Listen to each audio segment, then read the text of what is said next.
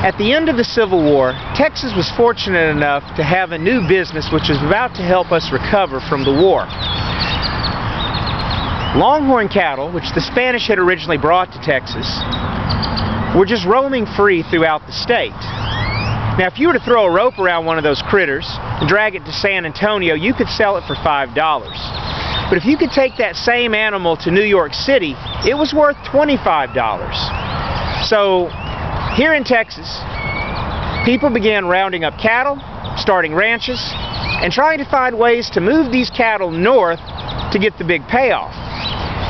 And that's what led to the part of the Old West you remember, the cattle drives.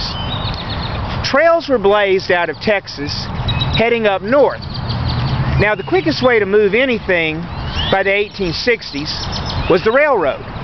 The problem was the railroads had been ripped apart in the South by the Yankee armies, so the nearest railroads to Texas ran through Missouri and Kansas.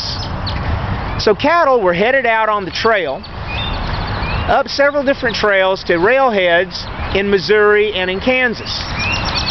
This bridge that I'm standing in front of is part of the old Chisolm Trail. The Waco Suspension Bridge was built in 1870 to provide a passage across the Brazos River for cattle heading over the Chisolm Trail. Now, this bridge was a remarkable feat of engineering. The same guy who eventually would go on to build the Brooklyn Bridge designed and built this bridge here in Waco. Cattle would head up the trail, and when they got to Waco, they'd be pinned up. Cattle outfits would be able to buy supplies for the rest of their journey north, and then a toll would be charged to the cattle as they headed across this bridge.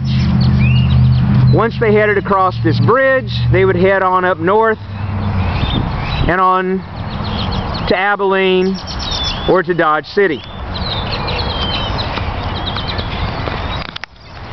These cattle trails helped Texas get back on its feet again. The cattle industry really did a lot for Texas, and of course became a big part of the legend of what we remember as the cowboys of Texas today.